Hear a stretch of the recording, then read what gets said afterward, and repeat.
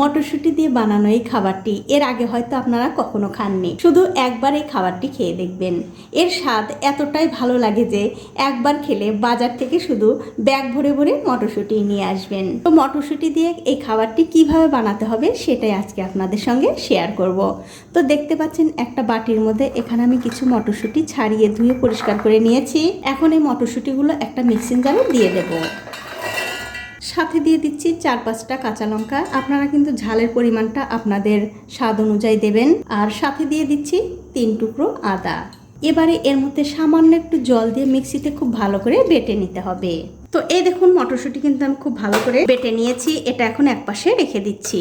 এখন একটা পাত্রে নিয়ে নিচ্ছি 1 বাটি সুজি, তার সাথে দিয়ে দেব হাফ বাটি বেসন, আর দিতে হবে 1 বাটি টক দই। তারপর দইয়ের বাটিটা ধুয়ে দিয়ে দিচ্ছি 1 বাটি জল। এবারে সব কিছু খুব ভালো করে আস্তে আস্তে মিশিয়ে নিতে হবে। তবে বন্ধুরা এর মধ্যে কিন্তু জলের দরকার হলে আরেকটু জল দিতে হবে। দেখুন এই মিশ্রণটা কিন্তু অনেকটাই ঘন আছে, এত ঘন কিন্তু রাখা যাবে না। তার জন্য আমি আরও হাফ বাটি জল দিয়ে দিলাম। এইভাবে কিন্তু আস্তে আস্তে অল্প অল্প করে জল দিয়ে খুব সুন্দর একটা ব্যাটার তৈরি করে নিতে হবে। তো এই দেখুন বন্ধুরা অল্প অল্প করে জল দিয়ে কিন্তু খুব সুন্দর একটা ব্যাটার আমি তৈরি করে নিয়েছি। আর আপনাদের একটু দেখিয়েও দিচ্ছি এই ব্যাটারটা কেমন করে করতে হবে। দেখুন ঠিক এরকম, এর চেয়ে কিন্তু বেশি পাতলা করা যাবে না, তাহলে কিন্তু এই রেসিপিটা খুব একটা ভালো হবে না। দেখুন ব্যাটারটা কিন্তু খুব সুন্দরভাবে রেডি হয়ে গেছে। এখন একটা ঢাকা দিয়ে 10 মিনিটের জন্য রেখে দেব। তো 10 মিনিট হয়ে গেছে, ওপর থেকে আমি ঢাকাটা তুলে নিলাম। তুলে নিয়ে এর মধ্যে দিয়ে দেব স্বাদ মতো নুন, একটুখানি ধনেপাতা কুচি, আর সব শেষে দিয়ে দেব ওই যে করে রাখলাম মটরশুঁটির পেস্ট, সেটা। এবারে সব কিছু আবারও খুব ভালো করে মিশিয়ে নিতে হবে। তবে বন্ধুরা আমার মনে হচ্ছে এই ব্যাটারটা অনেকটা ঘন হয়ে গেছে, মানে সুজি অনেকটা জল টেনে নিয়েছে। তার জন্য আমি এর মধ্যে আরও সামান্য একটু জল দিয়ে দিলাম। খুব একটা বেশি জল কিন্তু দেয়া যাবে না। তারপর আবারও খুব ভালো করে মিশিয়ে নিতে হবে। দেখুন সব কিছু কিন্তু আবারও খুব ভালো করে মিশিয়ে নিয়েছি। এখন দেখতে পাচ্ছেন একটা কড়াইতে জল দিয়েছি, তার মধ্যে একটা হাঁড়ি স্ট্যান্ডও বসিয়ে দিয়েছি। জলটা এদিকে গরম হতে থাক। ওদিকে জলটা গরম হতে হতে বন্ধুরা এদিকে আমাদের যা করতে হবে, এই যে ব্যাটারটা আমি করে রেখেছি এর মধ্যে দিতে হবে 1 প্যাকেট ইনো। এবারে ইনোর সঙ্গে এই ব্যাটারটা আবারও খুব ভালো করে ফেটিয়ে নিতে হবে। আর ইনো দেওয়ার ফলে কিন্তু দেখবেন এই ব্যাটারটা অনেকটাই হালকা হয়ে গেছে। তবে বন্ধুরা একটা কথা মাথায় রাখবেন, ইনোটা যখন এই ব্যাটারের সঙ্গে মেশাবেন তার আগেই কিন্তু আপনাদের সব কিছু রেডি করে নিতে হবে। মানে জলও গরম বসিয়ে দিতে হবে, আবার একটা থালার মধ্যে তেলও মাখিয়ে রাখতে হবে।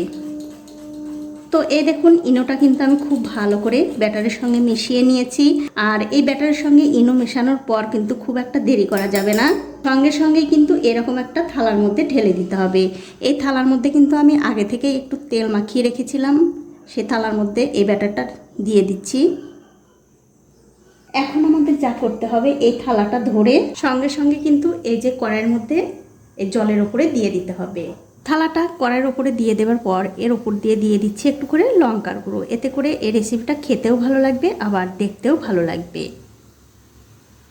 তো লঙ্কার গুঁড়ো কিন্তু আমি খুব ভালো করে দিয়ে দিলাম। এবারে একটা ঢাকা দিয়ে 15 থেকে 20 মিনিট আমি ভাপিয়ে নেব।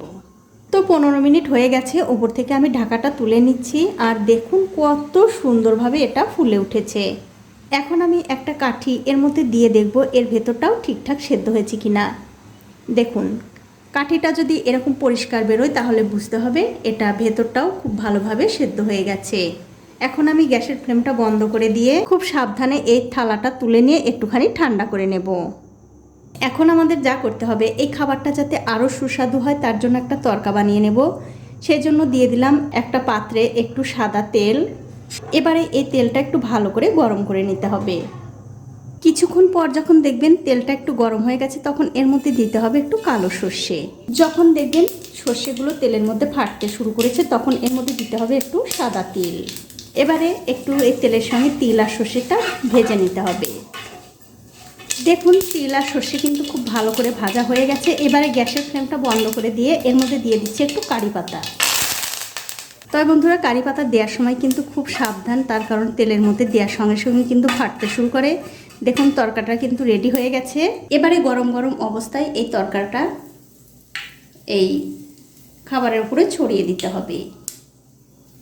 তো বন্ধুরা, যেদিন আপনারা এই রেসিপিটা তৈরি করবেন অবশ্যই কিন্তু এই তরকাটা দেওয়ার চেষ্টা করবেন, তাহলে কিন্তু খেতে আরও বেশি ভালো লাগবে।